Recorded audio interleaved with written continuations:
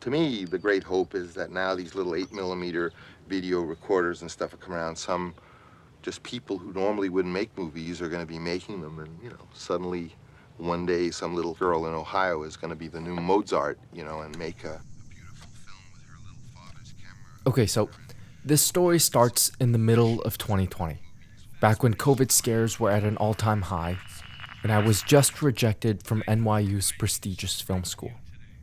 Somewhere in between that time, I impulsively sold my prized possession. Here, check this out. So this is old footage from my Panasonic GH5. It was my first big purchase as a filmmaker, and the tool that I thought would lead me to my dreams. For 4 years, I used this thing almost every day, on nature hikes, baby showers, YouTube videos, anything that was film or photo related, I brought it with me. I mean, at the time, the GH5 was one of the most popular cameras on the market, a cinematic tool that every young filmmaker was drooling over. But for some reason, after 4 long years of using this thing, I still never got the hang of it. In fact, the longer I had the camera, the more confused I got. I watched every tutorial, bought all the tools I thought I needed to develop a unique voice, but everything I filmed felt so bland. It drove me insane as I watched my favorite artists film so effortlessly. Even the most basic shots felt unique and cohesive. It felt like I exhausted every option I had with my GH5, and there was no way I was spending any more money on film gear. Maybe it was time to stop forcing this camera to work. Maybe there was something more to what my favorite creators were doing.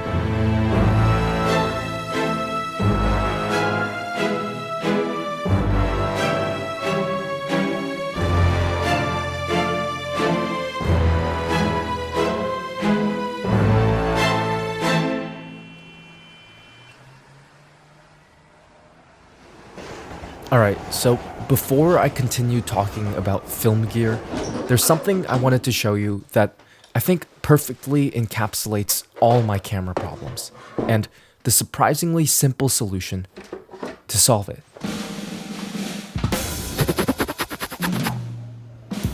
The answers lay deep within the heart of Manhattan, New York, on the 3rd floor of the Museum of Modern Art, where you can find one of Vincent van Gogh's most famous paintings.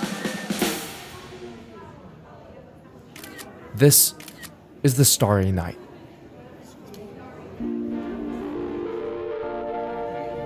Widely considered Van Gogh's magnum opus, the painting depicts the view from outside his mental asylum. It's stunning, and if you're lucky to get close enough, you can see all the little details. The deep, unrealistic blues, the glowing yellows, and thick brushstrokes. It was the perfect representation of the so-called post-impressionist movement. A movement where painters focused their efforts on emotion, exaggerating colors and distorting objects to better express themselves. It was a giant leap from what paintings looked like only several years prior. But how the hell did we get here? And what does this have anything to do with camera gear?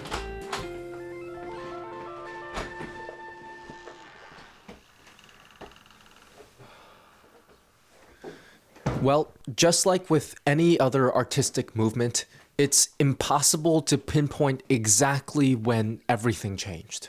A lot of things had to align for the post-impressionist movement to begin. But one reason can actually be traced back exactly 50 years before the birth of The Starry Night, in Paris, France. The date is August 19th, 1839. It's a warm summer afternoon, as a French artist by the name of Louis Daguerre prepares a public presentation of his latest discovery. His voice echoed through the building of the French Academy of Sciences as a crowd of people spilled into the courtyard, eager to get just a little glimpse See, history was being made that day, and later in the evening, as the presentation came to an end and the crowd dispersed, Louis would walk out of the building with a new title on his resume, written down in the history books as a founding father of what would soon be known to the world as photography.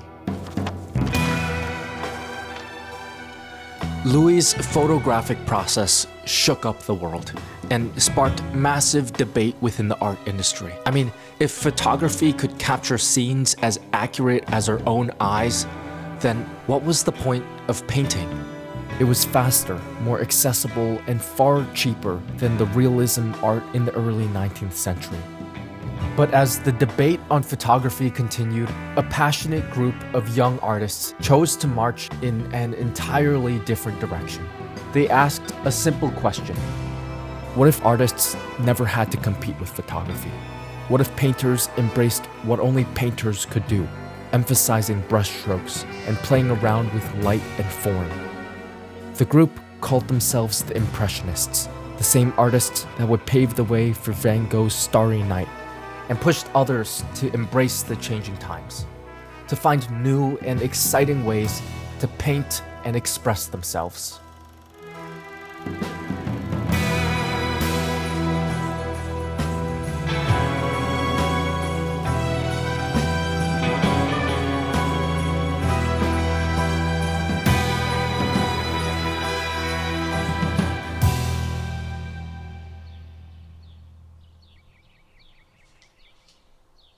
Today, the art world is far removed from the days of realism, creating in all kinds of unique and stylized ways.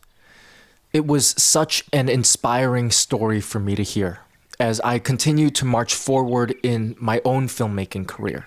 It felt like there were so many similarities between the current state of filmmaking and painting in the 19th century.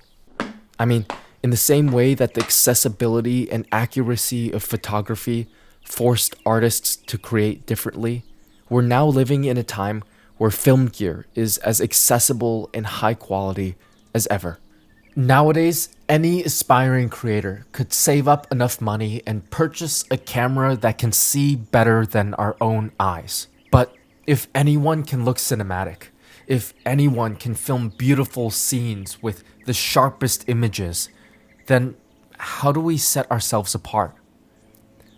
What else can we do?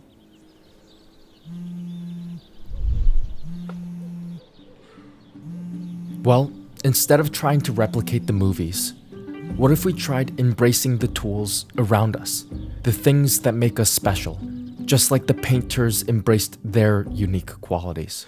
For so long, I tried to build a voice around my GH5. I researched the best lenses and found ways to imitate my favorite creators. But as hard as I tried, that $3,000 camera just couldn't complement the stories I wanted to tell.